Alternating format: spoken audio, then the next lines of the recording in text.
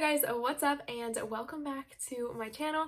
I am so excited for today's video because we are going to be trying out the perfect palette that I created with Makeup Geek. So I did a video, it was 2 videos ago on my channel. I will link it up above if you want to go watch that first because it is all on me creating my perfect palette here, which looks like this. So today we're going to be doing a makeup look with this perfect palette that I made, obviously, and I asked you guys over on my Instagram, which if you're not following, I will have it linked down below, but I asked you guys in like a quiz poll thing what kind of look you would want to see out of this, and a majority of the votes were for a pink and green eye look. So that's what we're going to be doing today with this, but I can definitely do other looks with this palette if you guys want to see it. I know there was a lot of votes for neutral too, so I can do a neutral makeup look if you guys want to see that too, so let me know down below.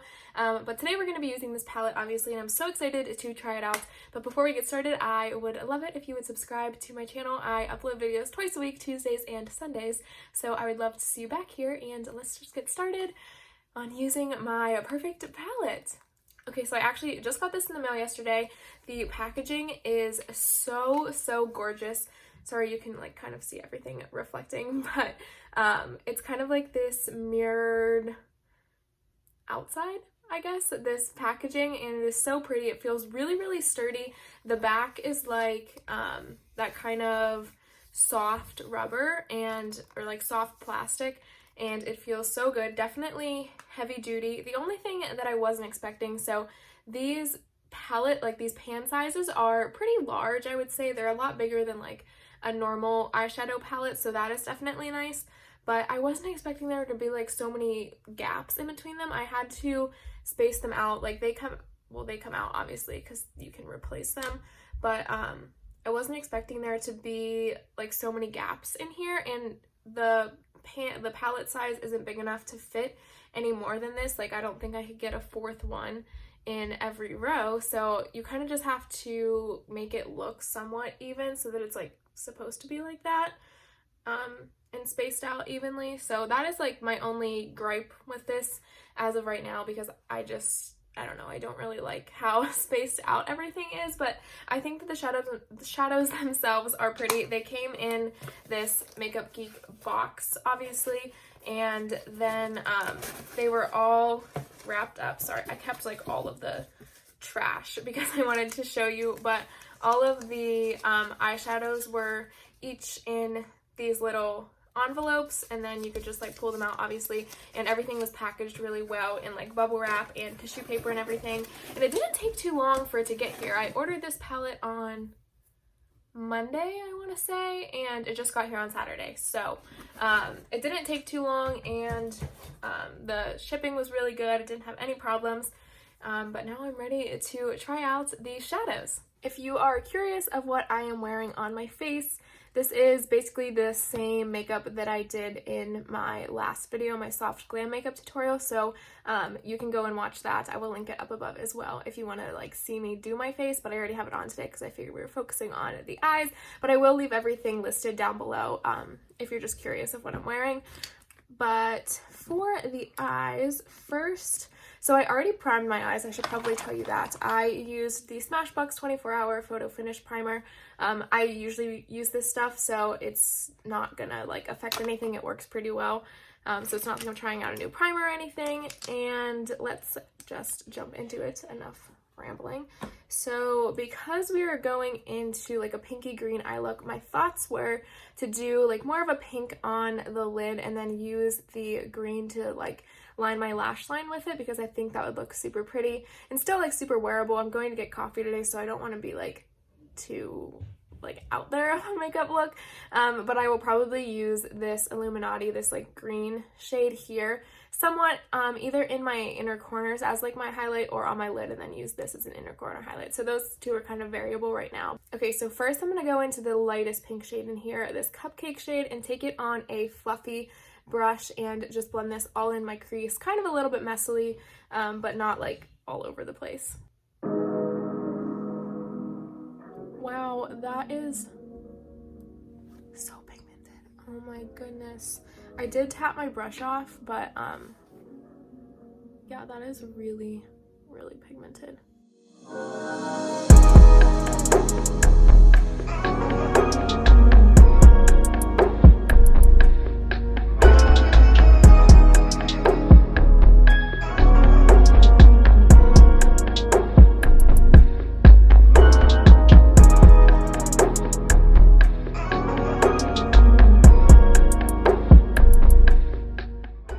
So this is the first layer of Cupcake.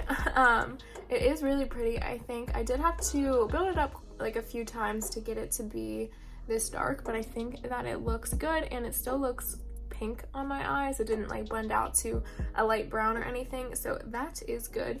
Next, we're gonna go into this shade here. I believe this is Tuscan Sun. Let me just check.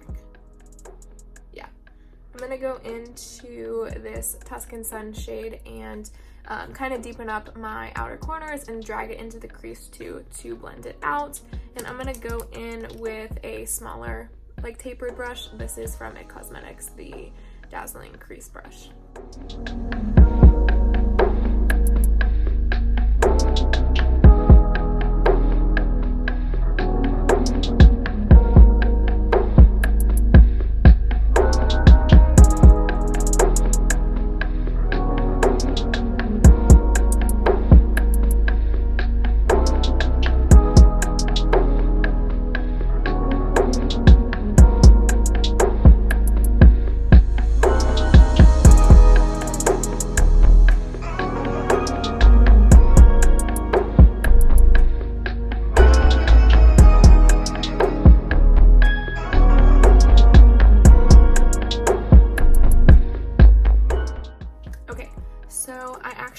That is all that I'm gonna do for the pinks. I also have this pink shade in here, but it is more of a peachy shade. It's called Peach for the Stars, and I just wanted something like a little bit more mauve-y and not as peachy, especially if I'm going to be using the green shade. So I actually decided I think I'm going to go ahead and put Illuminati on my lid just for something a little bit different. So I'm not sure if this is going to work better with a brush or with my finger, because it is a foiled shade. So I think I'm going to go ahead and try it with a brush first, and if it's not like quite as bright and foiled as we want it to be, I will go ahead and use my finger. I'm just going to take this flat Luxie brush and dip into that. Oh wow, that is really pretty. Holy moly.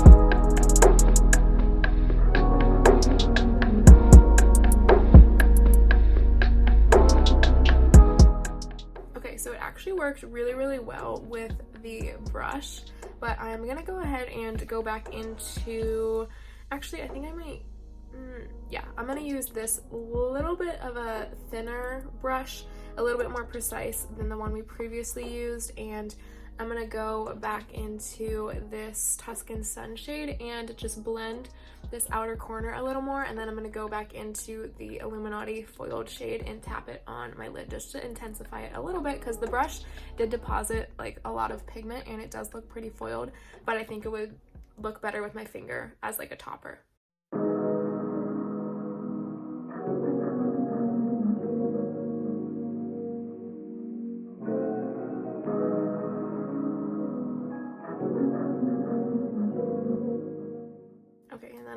Dip into that.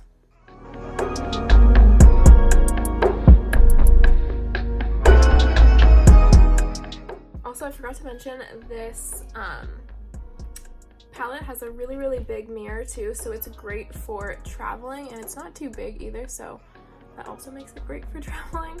Okay, and then I think that's all I want to do to my lids. I think that it looks really pretty. Sorry, my hair looks atrocious today. But I'm actually going to go ahead and just smoke this green on my lower lash line. I was going to do a... Oh, there's powder all over. Yeah, the only thing I would say is these shadows are pretty powdery. I noticed it getting like into the cracks here. But I honestly, well, aesthetically, I don't really like how spaced out this palette is, but practically using it, I actually like the gaps because, like I said, the shadows are pretty powdery, so it's nice to have that kind of the room in between so you're not getting like the powder into the other shade. And it's really nice too because normally with palettes, if you dip normally you hit pan in the center of the palette because that's typically where you dip your brush in, but with this, at least I don't normally, let me back up.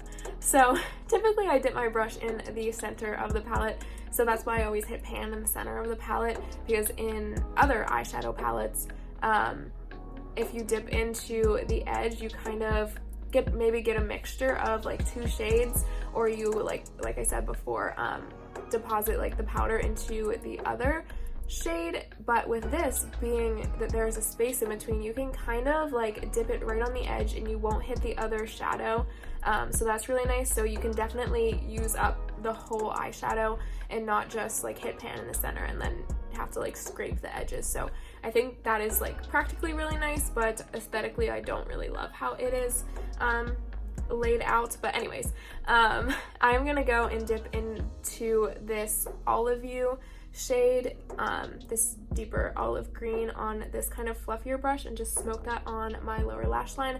I was gonna do it on my upper lash line too, and create kind of like a wing with it, but I feel like it looks pretty just like this, and I didn't want to do anything super crazy today.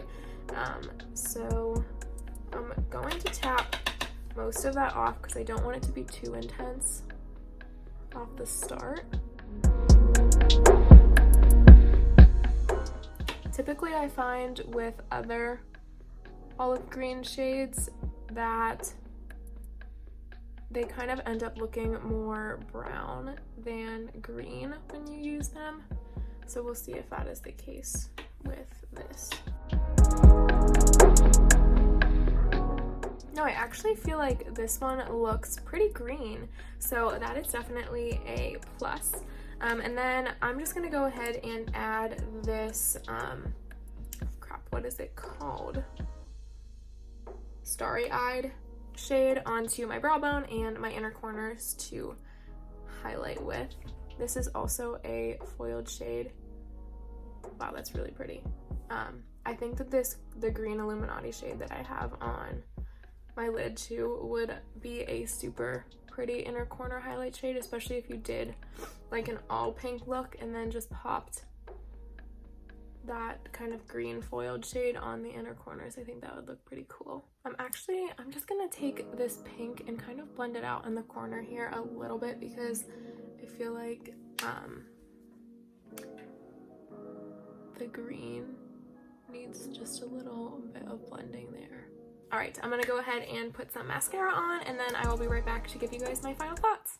Okay, so I am back with my lashes on. I just used the Lancome Monsieur Big Mascara because it is my absolute favorite. But as I was putting my mascara on, I did notice quite a bit of fallout on my under eyes and cheek area, which honestly is expected because these shadows are quite powdery.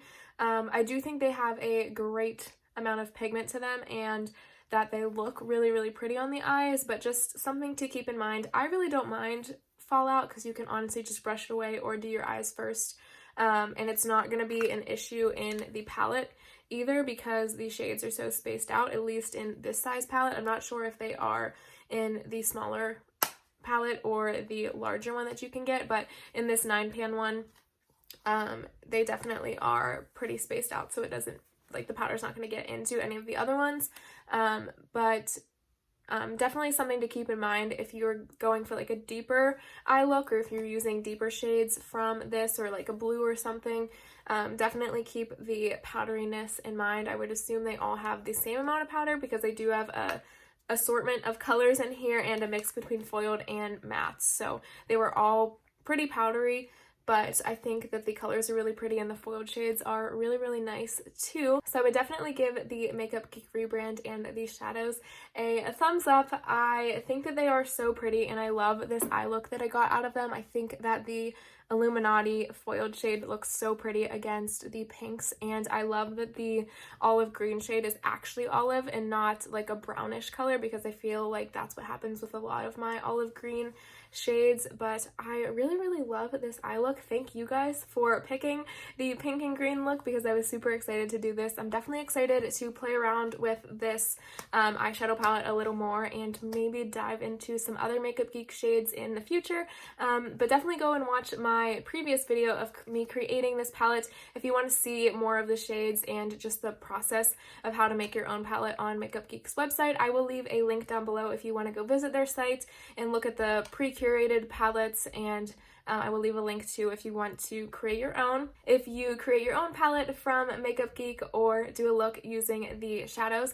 I would love to see. You can tag me on Instagram in it. My Instagram is down below and I will pop it up on the screen here as well. But thank you guys so much for watching. Like I said, I would love it if you would subscribe before you leave. I upload videos twice a week, Tuesdays and Sundays, so I'd love to see you back here, and I will see you in my next one.